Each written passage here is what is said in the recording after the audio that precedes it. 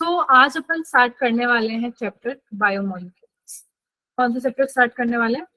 Biomolecules. और biomolecules basically चलो मेरे को बताओ बायोमोलिक्यूल्स से आप क्या समझते हो। आज ना हम बायोमोलिक्यूल्स में छोटा छोटा सब कुछ इंट्रोडक्शन के फॉर्म में निपटाएंगे, और इसमें ऐसा कुछ भी नहीं है जो आपको पता नहीं है। बहुत कुछ चीजें हैं जो आपको पता है, बट फिर भी उसको आज अपन थोड़ा सा डिटेल में देख लेंगे। ठीक है, बायोमोलिक्यूल्स। चलो, बायो मतलब आपको समझ आता है क्या, और मॉलिक्यूल्स मतलब भी आपको समझ आता है कि क्या होता है। तो मुझे इन दोनों टर्म को कंबाइन करके जरा ये बताओ कि आखिर इसका मतलब है क्या। What is biomolecules? देखो, एक लिविंग टिश्यू होता है। हाँ बेटा बोलो। मैम, जितने भी मॉलिक्यूल्स जो लिविंग ऑर्गेनिज्म में प्रेजेंट होते हैं वो सारे बायोमोलिक्यूल्स होते हैं। ठीक है, इसमें आप एक टर्म मेंशन करना भूल गए। जितने भी बेटा कार्बन के कंपाउंड्स होते हैं ना, जितने भी कार्बन कंपाउंड्स होते हैं जो कि किसमें प्रेजेंट है, हमारे लिविंग ऑर्गेनिज्म में, लिविंग टिश्यू में, है ना। लिविंग टिश्यू में, वो लिविंग टिश्यू कुछ भी हो सकता है। आप अनियन पील ले लो, लीवर पील ले लो, हमारी बॉडी का कोई पार्ट ले लो, लीफ ले लो, कहीं से भी कुछ भी। लिविंग का कोई भी टिश्यू है, उसमें जो कार्बन कंपाउंड है ना, उसको हम क्या बोलते हैं बेटा? बायोमोलिक्यूल्स। ठीक है, that we get from living tissue is called biomolecules. अब कहानी ये है, देखो लिविंग ऑर्गेनिज्म बहुत सारे हैं। अब लिविंग ऑर्गेनिज्म के अलग अलग केमिकल कंपोजिशन होते हैं, अलग अलग उनकी मेटाबॉलिक रिएक्शन होती है, सब कुछ अलग होता है कि नहीं है? और वो अलग अलग चीजों से मिलके बनते हैं।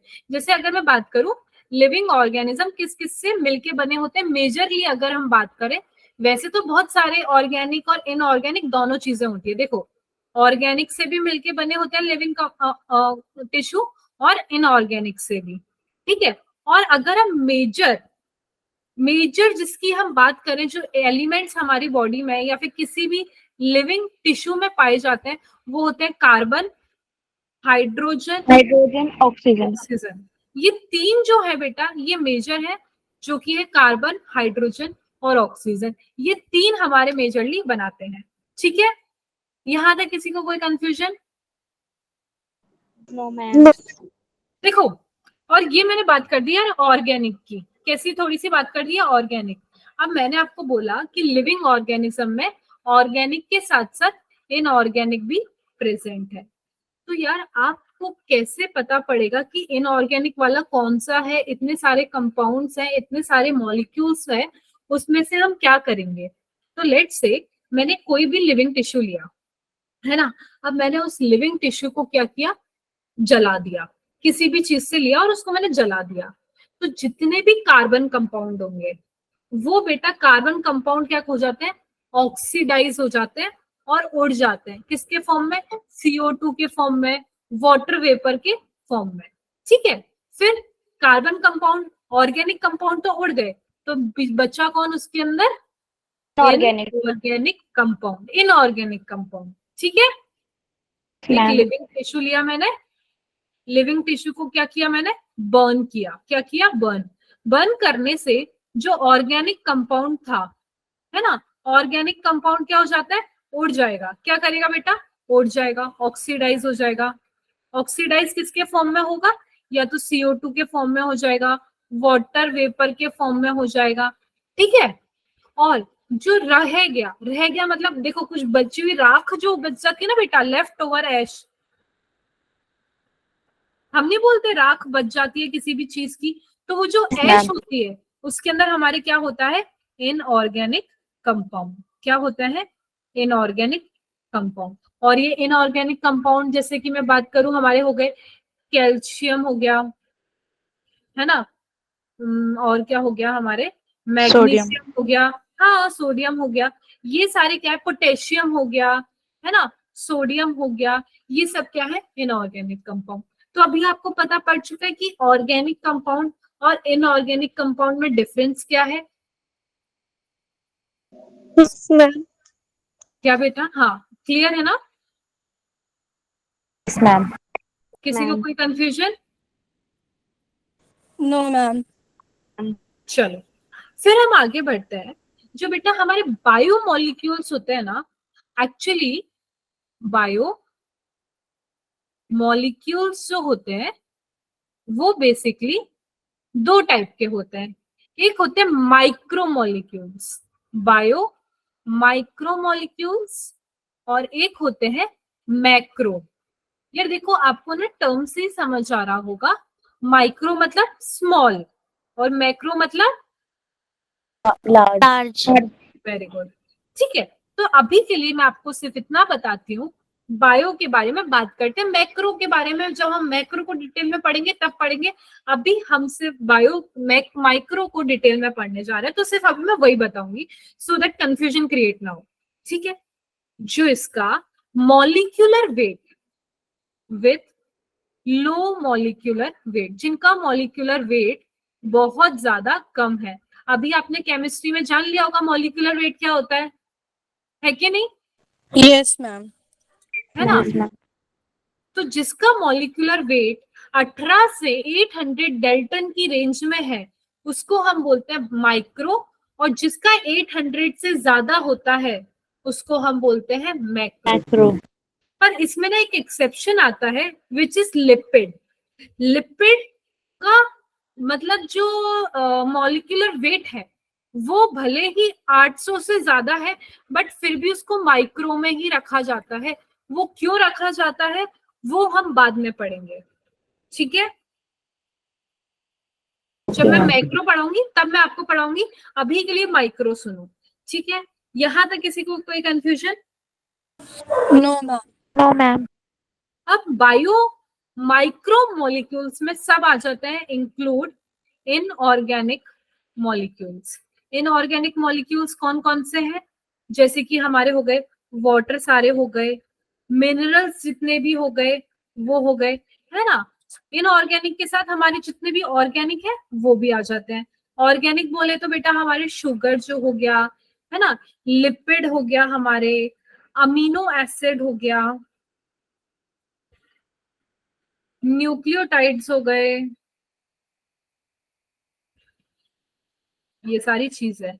तो अभी मैं ये जो इतने में टर्म लिखे हैं ना मैंने, शुगर, लिपिड, कार्बोहाइड्रेट, है ना, ये sugar is basically carbohydrate only, है ना, तो अमीनो एसिड, न्यूक्लियोटाइड, हम इन टर्म्स को थोड़ा डिटेल में पढ़ने जा रहे हैं क्योंकि यार ये टर्म तो आपके लिए नए हैं। तो मैं आपको बताऊं तो सही, आखिर आपने सिर्फ सुना है आज तक लिपिड क्या होता है, अमीनो एसिड क्या होता है, तो इनके बारे में थोड़ा सा आपको डिटेल में बताती हूँ। ठीक है, मैम।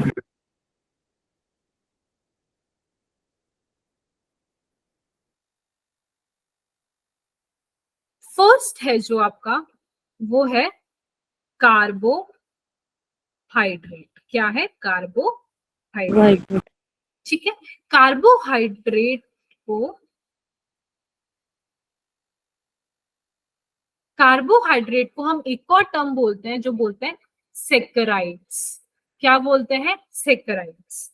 ठीक है, हमारा अगर जो सेल है उसमें जो 3% हमारे, हमेशा कोई भी सेल आप ले लो, कोई भी लिविंग सेल ले लो, उसमें 3% हमारे क्या होते हैं? कार्बोहाइड्रेट। ठीक है, ये किससे मिलके बने होते हैं? ये कार्बन से मिलके बने होते हैं, हाइड्रोजन से मिलके बने होते हैं और ऑक्सीजन से मिलके बने होते हैं। ठीक है, क्लियर? ये इसका 3% क्या होगा? 3% आपका कोई भी लिविंग सेल है उसके अंदर आपके कार्बोहाइड्रेट होंगे, शुगर भी होगा, मिनरल्स भी होंगे, लिपिड भी होगा, अमीनो एसिड भी होगा। तो 3% उसका कार्बोहाइड्रेट का कंसंट्रेशन है इन सेल। ठीक है, यस मैम। पूरा सेल का जो कंटेंट है ना उसके अंदर अपन बात करते हैं कि भाई जैसे हमारी पूरी धरती पे वाटर का कितना परसेंट है? 70% है। बाकी हम बात करते हैं CO2 कितने परसेंट है? 0.03% है, ऐसे करके। वैसे सेल में 3% कार्बोहाइड्रेट होता है। ठीक है, यस मैम। अब हम बात करते हैं आपको कैसे पता पड़ेगा कि यार कार्बोहाइड्रेट कौन सा है, उसका कोई फॉर्मूला होता होगा मैम? तो हाँ, इसका एक बिल्कुल फॉर्मूला होता है जिससे आपको ये पता पड़ता है। इसका फॉर्मूला है CnH2n ON। N में आप अपने जो नॉर्मल नंबर है 1 2 3 वो लिखते हो। तो CnH2n ON is the formula of carbohydrate. ठीक है, हमारे जो कार्बोहाइड्रेट है वो दो चीजों से मिलके बने होते हैं। एक उसके अंदर प्रेजेंट होता है हाइड्रोक्सिल ग्रुप। हाइड्रोक्सिल ग्रुप ये टर्म आपके लिए नया है बट आप इसको पढ़ोगे। हाइड्रोक्सिल मतलब OH, क्या कहते हैं, OH। ठीक है, और इसके अंदर एक प्रेजेंट होता है एल्डिहाइड। क्या प्रेजेंट होता है, एल्डिहाइड या फिर कीटोन, जो कि होता है CHO। क्या होता है, CHO। ठीक है, Yes. अभी इंपॉर्टेंट जो है वो ये है कि आप फॉर्मूला याद रखो। समझ पड़ा बात। Yes, ma'am. Yes, ma'am. अभी जो कार्बोहाइड्रेट होते हैं ना, ये बेसिकली मैं आपको बताती हूँ, ये होते हैं हमारे, नेक्स्ट पेज पे आते हैं। कार्बोहाइड्रेट हमारे होते हैं दो टाइप, तीन टाइप के।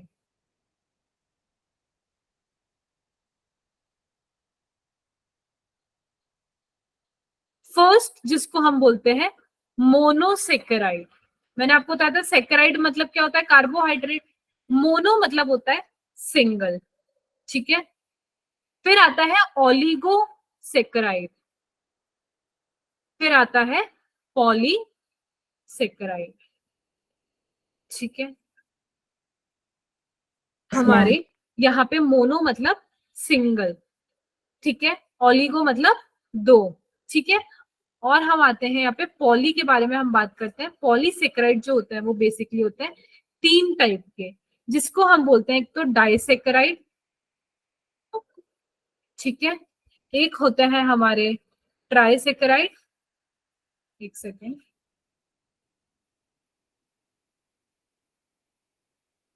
और एक होते हैं हमारे टेट्रा सेकेराइड। आप पता है इन सब को बहुत ज्यादा डिटेल में केमिस्ट्री में पढ़ने वाले हो। अभी मैं आपको इनके एग्जांपल बताती हूँ। जैसे जो डाइसेकेराइड है उसके अगर मैं एग्जांपल की बात करूं तो हो गया सुक्रोज, माल्टोज, लैक्टोज। और क्या आपको पता है, आपको ये जो मैं लिख रही हूँ ना, सुक्रोज, माल्टोज, लैक्टोज, इन सबके ना डायग्राम जो स्ट्रक्चर है वो याद करना है। अभी मैं आपको दिखाऊंगी। ठीक है, रेफिनोज, स्टेचुलोज, स्टाइकिलोज बोल सकते हैं, स्टेकी, मैम, ये स्ट्रक्चर फॉर्म करना तो हमें केमिस्ट्री में बताएंगे ना? पूरा बताएंगे, पूरा पूरा बताएंगे, पूरा ये डिटेल में यार। मतलब आपके बहुत लेक्चर लगने वाले हैं, बायोमोलिक्यूल से इतना बड़ा टॉपिक है। मैम, ठीक ऑर्गेनिक है, है। हाँ ये आपके मान सकते हैं, राइट। अब एक सेकंड दो, मैं आपको एक सेकंड।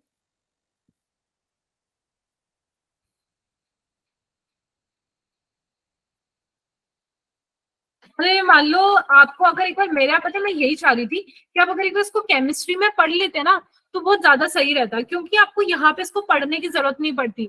अभी क्या है, बहुत ऊपर ऊपर से पढ़ेंगे और इतना कोई सेंस भी नहीं निकलने वाला है। बट ठीक है, मैं चाहती थी पहली बार आपका केमिस्ट्री में हो जाए, फिर अपन इसको करते ना तो मजा आ जाता। तो सॉर्ट ऑफ क्या होता, अभी अपना रिविजन चल रहा होता। मैम कार्बोहाइड्रेट एनसीईआरटी में नहीं है। क्या, कार्बोहाइड्रेट एनसीईआरटी में नहीं है। किसकी एनसीईआरटी में नहीं है, केमिस्ट्री की या बायो की? बायो की। पता है मेरे को, इसलिए तो मैं आपको, यार मेरा देखो नहीं है बट मैं एटलीस्ट आपको बताऊं तो सही, पूरी नॉलेज तो दूं, कि बस जो एनसीईआरटी में दे रखा है वो बता के छोड़ दूं, ऐसा नहीं है ना। No ma'am ma'am. चैप्टर हम बाद में नहीं कर सकते जब केमिस्ट्री में ऑर्गेनिक केमिस्ट्री हो जाए? हाँ मैं तो चाहती यही थी, बट ठीक है अपन को यहाँ पे सीरीज में चलना पड़ेगा। फिर अगर आपके टेस्ट में आ गया आपके, तो फिर सर कब कराए उस हिसाब से तो फिर आप बैठे रह जाओगे ना यार। आई डोंट वांट कि आप मैम बैठे रहो, है ना। Yes ma'am. ऐसा सोचना ही क्यों है, केमिस्ट्री में होगा तब करें। हम करवा सकते हैं तो करवाएंगे पहले, है ना। मैम टेस्ट में इनऑर्गेनिक आएगा या ऑर्गेनिक आएगा बायो के? बेटा बायो में ऑर्गेनिक इनऑर्गेनिक कुछ नहीं होता, बायो में बस ये चैप्टर है। Okay ma'am. चलो,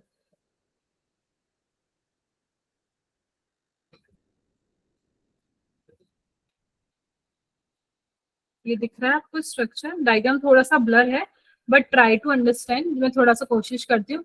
जैसे आपको एक स्ट्रक्चर दिख रहा है ना, दिख रहा है ये, यहाँ पे आपके O लगा हुआ है, ये CH2OH, यहाँ पे OH, यहाँ पे OH, OH, OH, this is glucose C6H12O6, इसको हम कहते हैं ग्लूकोज, और ये किसका डायग्राम है, कार्बोहाइड्रेट का। फिर आपको राइबोज दिख रहा है, राइबोज आपको ऐसा, ये वाला मैं यहाँ पे बना के दिखा रही हूँ, ये ऐसे करके जो स्ट्रक्चर आपको दिख रहा है, दिस इज राइबोज, ठीक है। Yes ma'am. तो यार आप देखो, यहाँ पे 6 रिंग आपको कंपाउंड में मिलेगा, 5 रिंग कंपाउंड भी मिलेगा आपको। मैंने आपको क्या बोला, CHO, फॉर्मूला याद रखो, यहाँ पे मैंने आपको फॉर्मूला बताया ना, देखो CnH2O, अभी एक जैसे कि मैंने आपको बताया C6H12O6, ये क्या है बेटा, ग्लूकोज है। तो अगर हम इसके अंदर देखो डिजिट रखें, अगर हम N को यहाँ पे क्या मानते हैं, ग्लूकोज में N इज इक्वल्स टू कितना हो गया, 6, तो आप इस फॉर्मूले में रखो C6H2 इंटू 6O6, तो हो गया ना C6H12O6। तो ऐसे आप N की कोई भी वैल्यू रख के आप बता सकते हो। और N इस कितने रिंग कंपाउंड है, जैसे कि अभी आपने यहाँ पे देखा, ये 1 2 3 4 5 6 है कि नहीं है मैम। तो ऐसे करके आप कोई भी फॉर्मूला डिराइव कर सकते हो और पता कर सकते हो कि क्या चल रहा है क्या नहीं चल रहा है, ठीक है। Okay ma'am. Yes ma'am. अब ना यहाँ पे जो मैं बात करूं, ये 2 टाइप के और होता है, जैसे हमारे ये जो कार्बोहाइड्रेट है 2 टाइप के होते हैं, एक रिड्यूसिंग शुगर होती है और एक नॉन रिड्यूसिंग शुगर होती है। रिड्यूसिंग क्या होती है, नॉन रिड्यूसिंग क्या होती है, वो मैं बताती हूँ। Sugar is basically carbohydrate only, है ना। शुगर को कार्बोहाइड्रेट से ऐसे मत समझना ये कहाँ से एक अलग टर्म आ गया, ये हमारे कार्बोहाइड्रेट ही है, ठीक है। तो रिड्यूसिंग वो होती है जिसके एंड पे फ्री एल्डिहाइड ग्रुप प्रेजेंट होता है, फ्री एल्डिहाइड, एल्डिहाइड या कीटोन ग्रुप प्रेजेंट होता है। एल्डिहाइड मतलब CHO, समझ पड़ा, CHO। एल्डिहाइड का देखो, आप जब आगे जाओगे तो आपको स्ट्रक्चर पता पड़ेगा, एल्डिहाइड का स्ट्रक्चर होता है CHO, ठीक है, ऐसे करके डबल बॉन्ड लगा होता है।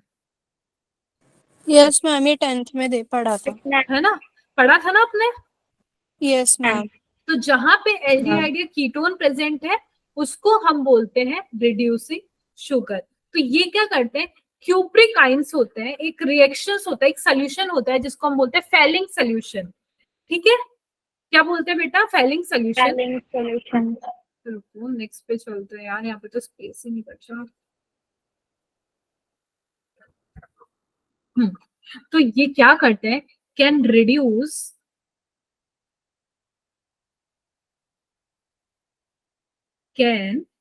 रिड्यूस क्यूप्रिकाइन, मतलब कॉपर के आयन, क्यूप्रिकाइंस ऑफ बेनेडिक्ट। बेनेडिक्ट या फेलिंग सोल्यूशन होता है, बेनेडिक्ट या फिर फेलिंग सोल्यूशन। इसके जो हमारे क्यूप्रिकाइन इसके होते हैं, इसको रिड्यूस करके क्यूप्रस आयन में कन्वर्ट कर देता है। किसमें, cuprous. Cupric is C2+ reduce करके C3+, ठीक है। आपने पढ़ा होगा, जितना ज्यादा हमारे इलेक्ट्रॉन लूज होता है, सॉरी गेन होता है, उतना ज्यादा हमारे वो क्या होता जाता है, रिड्यूस होता जाता है, समझे। ये पता है क्या आपको, ऑक्सीडाइज, रिड्यूस, ये सब चीजें पता है आपको कि नहीं पता। Yes ma'am. पता है। इलेक्ट्रॉन का गेन क्या होता है, इलेक्ट्रॉन का गेन क्या होता है, रिड्यूस या फिर रिडक्शन, ऑक्सीडाइज, रिडक्शन, है ना।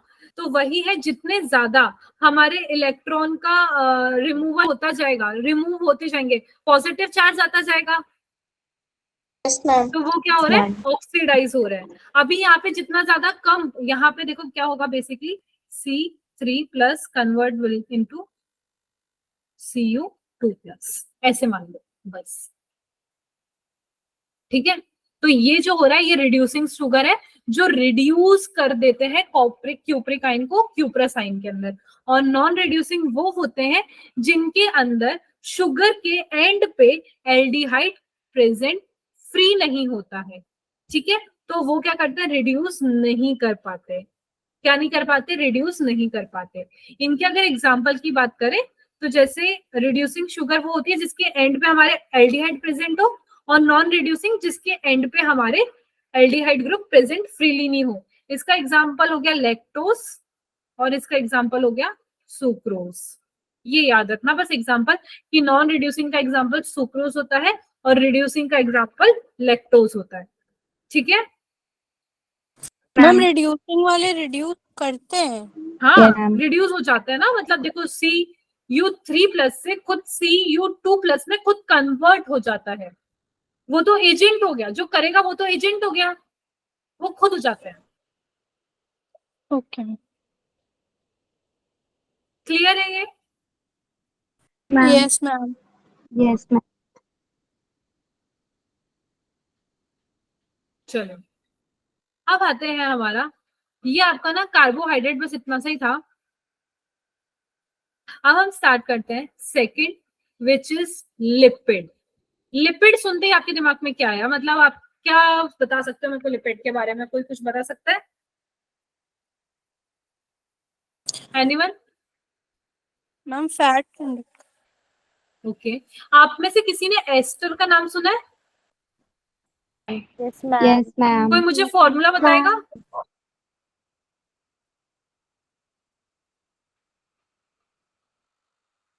ऐसा करके आप CH3CO CO C2H5। Ester, ester ऐसे आर ऑलवेज रिप्रेजेंट हमारे मिथाइल ग्रुप है ना, कार्बन ग्रुप जो कि प्रेजेंट होते हैं, ठीक है। L sorry my bad alkyl group, alkyl group है ना, जिसमें मिथाइल हो सकता है, इथाइल हो सकता है ना, कुछ भी हो सकता है। तो अब चलो लिपिड्स के बारे में बात करते हैं। तो लिपिड्स जो होते हैं वो होते हैं ईस्टर्स ऑफ फैटी एसिड। क्या होते हैं? Esters of fatty acids and alcohol. Alcohol तो आपको पता है OH होता है ना। फैटी एसिड मैं अभी आपको एक्सप्लेन करूंगी, और ईस्टर का फॉर्मूला ये रहा आपके सामने, ठीक है। अब अगर मैं हेलो, ठीक है यस मैम। मिस्टर का फॉर्मूला हाँ, कहाँ है? क्या? हाँ रुको रुको रुको रुको रुको, बताते हैं, सब बताएंगे, रुको। अब मैं बात करते हैं कि इसका कितना परसेंट होता है। जैसे कार्बोहाइड्रेट कितना परसेंट था? 3% था। तो ये बेसिकली होता है 2%। कितना होता है बेटा? 2% होता है। Is that clear? Ma'am. Yes ma'am. इसमें किसी को कोई कंफ्यूजन? Easter, yes ma'am. हाँ, मैम ईस्टर 2% होता है या फिर लिपिड्स? लिपिड बेटा, लिपिड जो होता है वो 2% होता है, ओके मैम। ठीक है। ईस्टर तो केमिकल कंपोजिशन है। ईस्टर क्या है? केमिकल कंपोजिशन है लिपिड का, कि वो लिपिड किससे मिल मिल के बना है, ठीक है। मैम। मैम। अब जैसे जो लिपिड है वो बेसिकली 3 टाइप का होता है।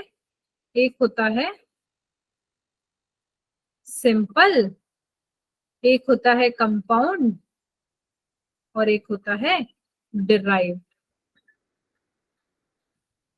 ठीक है। तो बेटा जो सिंपल होता है उसको हम 2 टाइप के और होते हैं, एक जिसको हम बोलते हैं न्यूट्रल या फिर ट्रू फैट। क्या बोलते हैं? न्यूट्रल या फिर ट्रू फैट। और एक और होता है जिसको हम बोलते हैं, वैक्स सुनते हो ना, वैक्स, वो। अब वही कंपाउंड में होते हैं एक फॉस्फोलिपिड, ठीक है। दूसरा जो आता है आपका वो होता है लिपोप्रोटीन, लिपोप्रोटीन। और एक आता है आपका ग्लाइकोप्रोटीन, ग्लाइकोलिपिड, एक होता है ग्लाइकोलिपिड। अब मैं बात करूं डिराइव्ड की, तो इसमें आता है हार्ड फैट, और फिर आपके आता है ऑयल। आपने देखा होगा वैक्सेस ऑयल के बारे में आप बहुत सुनते हो। तो ये सारी कहानी किसके अंदर की है? लिपिड के अंदर की है। तो सबसे पहले मैंने आपको बोला esters of fatty acid. Esters का फॉर्मूला आपको पता है क्या होता है, कैसा दिखता है? अल्कोहल का आपको पता है। फैटी एसिड क्या होता है पहले वो देख लेते हैं, ठीक है।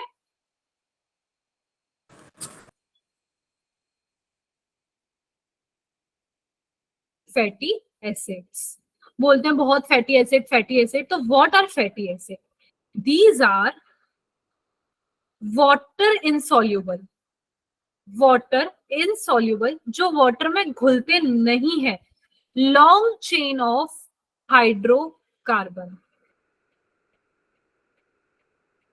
हाइड्रोकार्बन की एक लॉन्ग चेन होती है जो कि हमारे पानी में नहीं घुलती। What do you mean by long chain? Ma'am कितनी लंबी होगी, कितने कार्बन की होगी?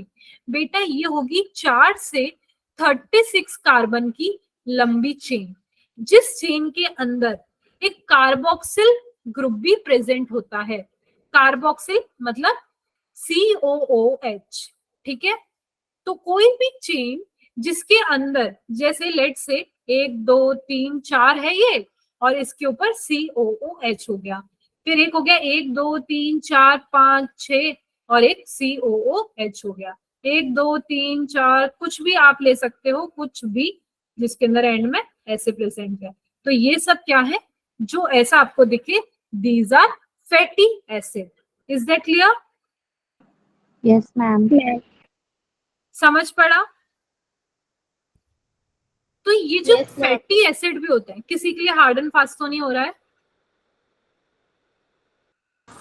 नो हो रहा है तो बता दो। मैम स्लो मैम बहुत जल्दी जल्दी हो रहा है, तो बता देना, मैं स्लो हो जाऊंगी, ठीक है?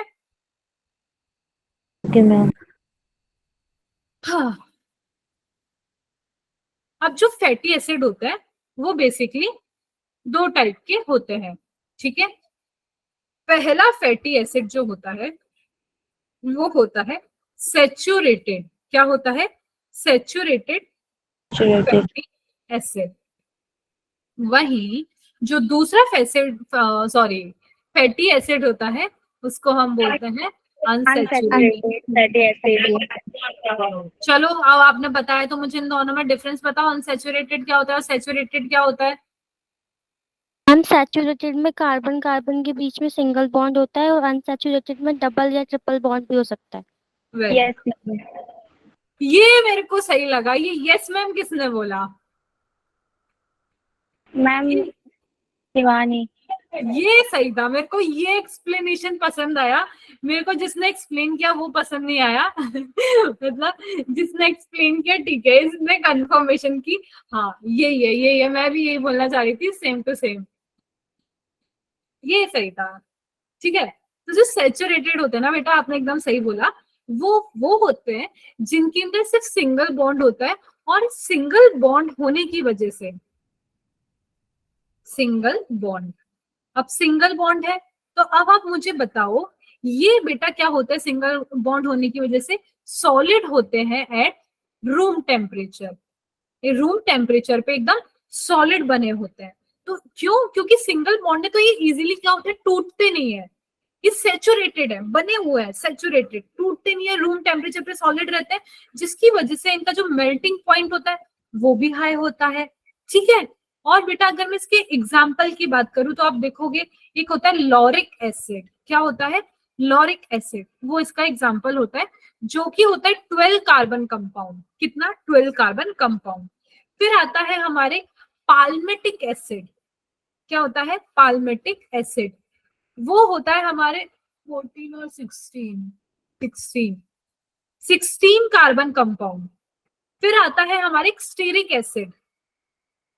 ये बेटा इंपॉर्टेंट है, ठीक है ना। ये जो मैं आपको बता रही हूँ कि लॉरिक एसिड 12 कार्बन कंपाउंड होता है, पाल्मेटिक 16 होता है, स्टेरिक 18 होता है। ये आपको याद रखना पड़ेगा, पूछ लिया जाता है, ठीक है। 18 कार्बन कंपाउंड। आर्किडिक, फिर आता है हमारा लास्ट एक अरेकिडिक एसिड। ये जो बेटा होता है ये होता है 20 कार्बन कंपाउंड, ठीक है। मैंने तो पता है कैसे याद किया था, याद ही नहीं हो पाता था। तो मेरी एक फ्रेंड थी, कहाँ गया, टी से, हम 4 दोस्तों का ग्रुप था। मेरा नाम था मानसी, मेरी फ्रेंड का नाम था प्राची, एक का नाम था सोनल, एक का नाम था आयुषी। हम 4 लोगों का ग्रुप था हमेशा से, बचपन से लेके 12 तक। तो एक का नाम मैंने पी रख दिया, एक का नाम मैंने एस रख दिया और एक का नाम मैंने ए रख दिया। और मैंने ध्यान करते हुए सबको एक एक कार्बन दे दिया कि प्राची के पास 16 कार्बन है, सोनल के पास 18 कार्बन है और आयुषी के पास 20 कार्बन है। मैंने हमेशा इसको ऐसे याद रखा, नहीं तो ये मुझे याद ही नहीं होता था।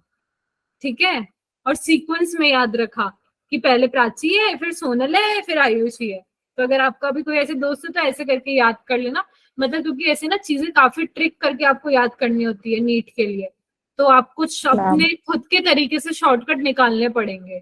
ठीक है, ये नहीं देख के भाई बैठ जाए ये तो नहीं नहीं नहीं हो रहा, ये एनसीईआरटी में भी दे रखा है। Yes, ma'am. ठीक है, हाँ, अब आते हैं हम अनसेचुरेटेड। इसके अंदर 2 और ट्रिपल बॉन्ड प्रेजेंट होते हैं, डबल बॉन्ड या ट्रिपल बॉन्ड प्रेजेंट होते हैं। बेटा ये रूम टेम्परेचर पे क्या होता है, लिक्विड एट रूम टेम्परेचर। ठीक है, तो यानी कि इनका जो मेल्टिंग पॉइंट है वो काफी कम होता है। होगा। अब अगर इनका मेल्टिंग पॉइंट अगर कम है तो मैं इनके एग्जांपल की बात करती हूँ।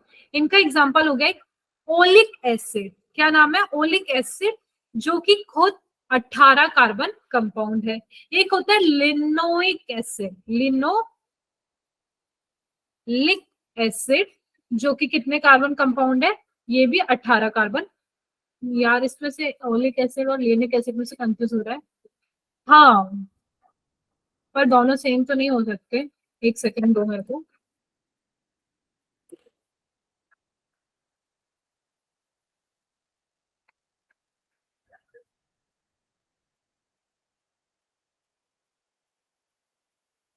है ना, हाँ, लिनोइक एसिड भी 18 ही है, तो एक सेकेंड, ओलिक एसिड,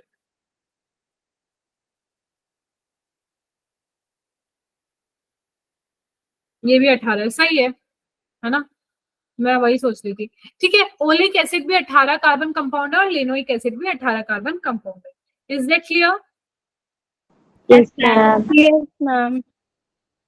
चलो, तो बेटा यहीं पे आपके क्या खत्म हो गया, एक सबसे पहले हमने बोला था कार्बोहाइड्रेट, कार्बोहाइड्रेट खत्म हो गया। कार्बोहाइड्रेट के बाद हमने क्या शुरू किया, लिपिड, लिपिड भी खत्म हो गया। लिपिड के बाद हम शुरू कर रहे हैं एक प्यारा सा टॉपिक जिसको हम बोलते हैं अमीनो एसिड। क्या बोल रहे हैं, अमीनो एसिड। अमीनो एसिड बहुत सुना होगा आपने, ऑर्गेनिक कंपाउंड होते हैं जिसके अंदर देखो, अगर मैं आपको इसका जनरल फॉर्मूला बताऊं तो आपको ना ऐसा करके दिखता है कुछ एक फॉर्मूला।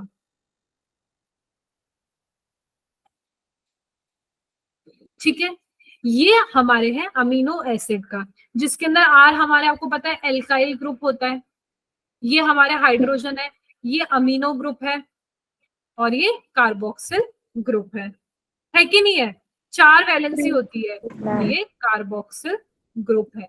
तो ये हमारे क्या रिप्रेजेंट करता है, amino acid. Is that clear? और ये जो कार्बन है ना बेटा, ये कार्बन, जिस कार्बन पे हमारे सब कुछ प्रेजेंट होता है, जिसपे सब्स्टिट्यूएंट प्रेजेंट होता है, इसको हम बोलते हैं अल्फा कार्बन। आप ना केमिस्ट्री में पढ़ोगे alpha carbon, beta carbon, gamma, तो जैसे एक कार्बन है 1 2 3, अगर ये वाले कार्बन पे ही सब कुछ लगा हुआ है जैसे OH, तो दिस इज अल्फा कार्बन। अब यहां से लेके 1 2 यहाँ पे कुछ लगा हुआ है, जैसे यहाँ पे OH लगा है, तो 1 2, 1 के रेफरेंस में ये बीटा हो गया। फिर अगर यहाँ पे कुछ लगा हुआ है तो ये गामा कार्बन हो गया, यहाँ से 1 2 3, ये सब आप केमिस्ट्री में पढ़ने वाले हो। अभी आप ये याद रखो, अमीनो एसिड में अल्फा कार्बन पे 4 सब्स्टिट्यूएंट्स प्रेजेंट होते हैं, that is hydrogen, amino group, carboxyl group और एल्काइल ग्रुप। एल्काइल ग्रुप कुछ भी हो सकता है, मिथाइल हो सकता है, इथाइल हो सकता है, 3 4, जितने भी आपको बनाना है वो बन सकते हैं। ठीक है, Ma'am. Yes. Yes, ma'am. अब क्लासिफिकेशन पे मैं चलती हूँ, किस पे, क्लासिफिकेशन। आज मेरा बहुत तेज स्टमक एक हो रहा है, आई डोंट नो व्हाई। चलो देखो, on the basis of, first मैं लूंगी on the basis of synthesis in living organism. ये लिविंग ऑर्गेनिज्म में कैसे बनते हैं उसके बेसिस पे बेटा, ये बेसिकली होते हैं 3 टाइप के। कितने टाइप के, 3 टाइप के। एक होते हैं असेंशियल, अमीनो एसिड, एक होते हैं नॉन एसेंशियल अमीनो एसिड। पढ़ा होगा आपने 10th क्लास में भी ये, कि नहीं पढ़ा? मैम ध्यान में ध्यान नहीं मैम, बेटा पढ़ा है आपने। असेंशियल अमीनो एसिड वो होते हैं जो हमारी बॉडी में नहीं बनते, तो वो हमारे लिए जरूरी है कि हम उनको खाने के थ्रू हमारी बॉडी में लें। नॉन एसेंशियल अमीनो एसिड वो है जो हमारी बॉडी में बनते हैं, तो हमें उनको बाहर से लेने की जरूरत नहीं है, ठीक है। और सेमी एसेंशियल वो होते हैं जो हमारे को बॉडी में कोई पर्टिकुलर ग्रोथ हो रही होती है, एक पर्टिकुलर फेज होता है, सिर्फ तभी चाहिए होता है, हमेशा नहीं चाहिए होता है, ठीक है। Yes ma'am yes ma'am can not synthesized by body, ठीक है। सो रिक्वायर्ड फ्रॉम आउटसाइड, ठीक है। अब नॉन एसेंशियल जो होते हैं, these are synthesized by body, so do not require from outside, ठीक है। और सेमी एसेंशियल वो होते हैं require during particular phase only, particular phase. Is that clear? जैसे कि Yes. प्रेगनेंसी के बारे में बात कर ले, तो जैसे आपको हर वक्त सारे अमीनो एसिड्स नहीं चाहिए होते हैं, कुछ कुछ होते हैं जो प्रेगनेंसी में बहुत ज्यादा बच्चे के लिए जरूरी होते हैं, तो ये वो चीज है, ठीक है। Okay ma'am yes ma'am.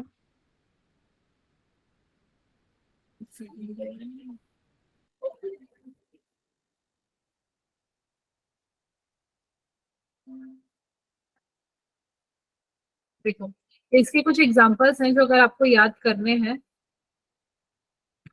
है ना, जैसे कि हो गया essential, obtain from food, histidine, isoleucine, leucine, lysine, methionine, phenylalanine, threonine, tryptophan, valine. Non essential में हो गए ये सारे।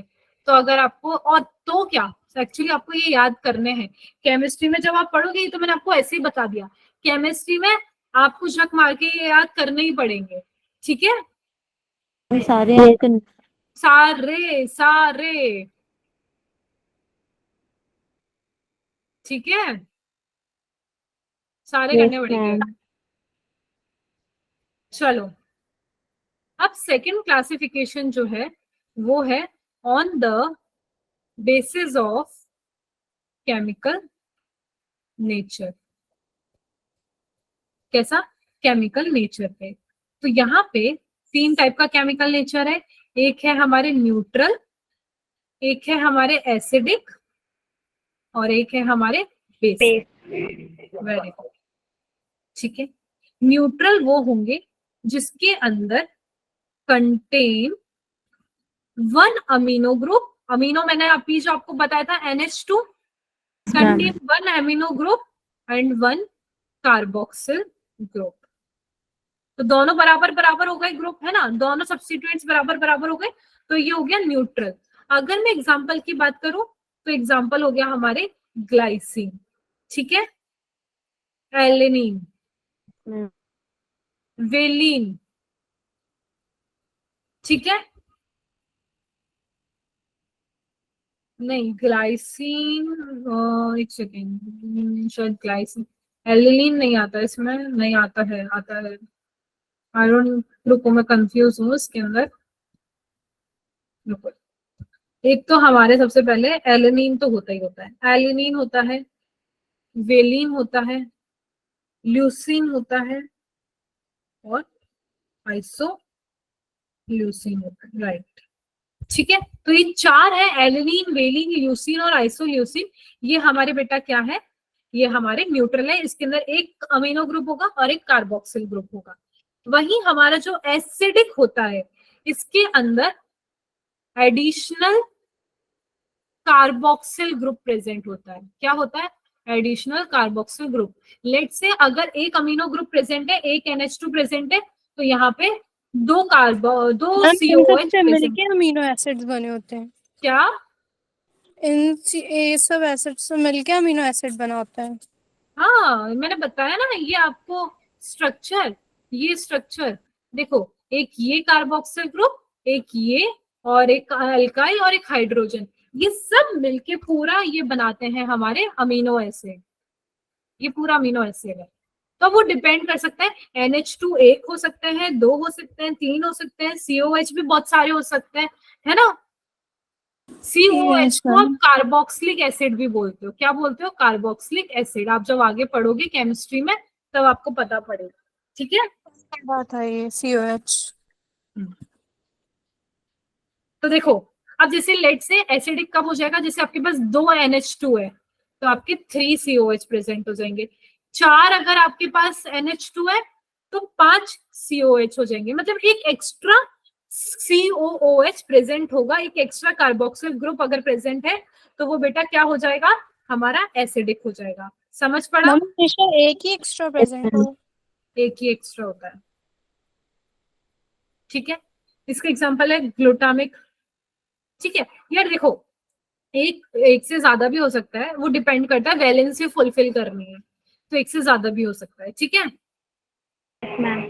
देखो, Yes, ma'am. एस्पार्टिक हो, ग्लूटामिक एसिड हो गया, एस्पार्टिक एसिड हो गया।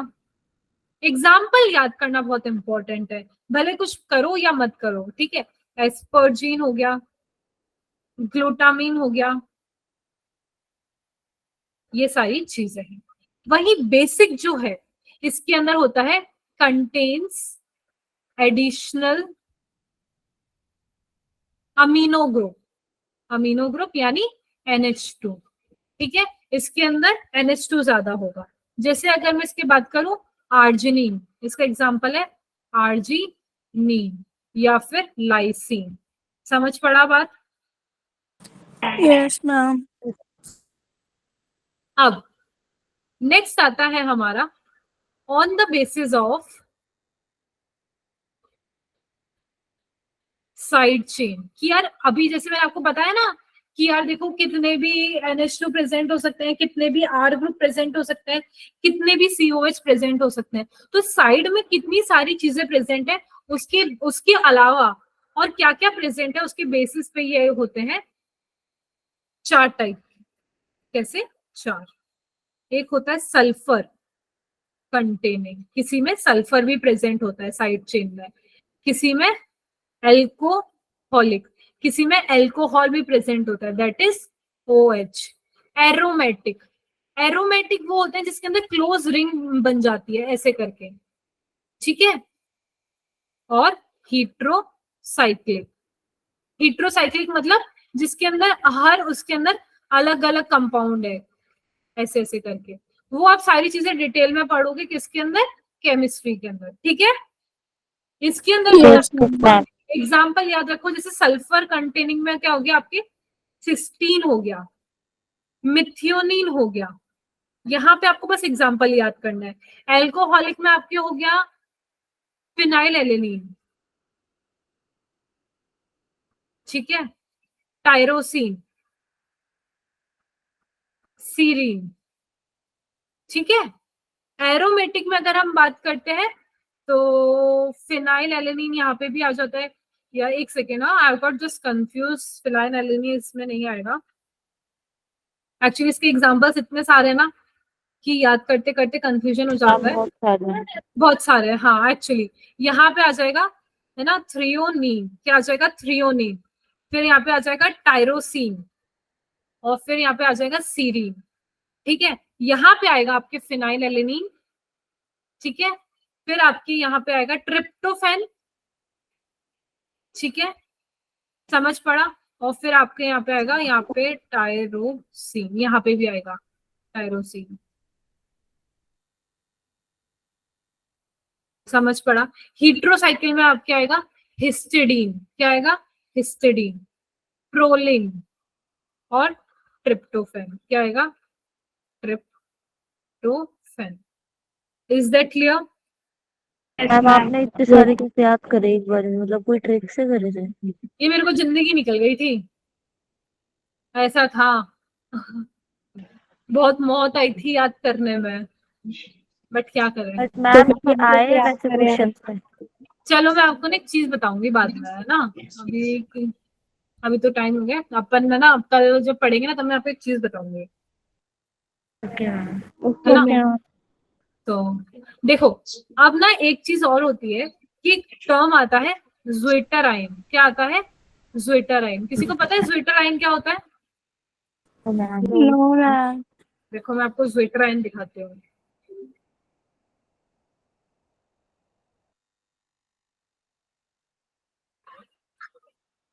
This is ज़्वेटर-आयन।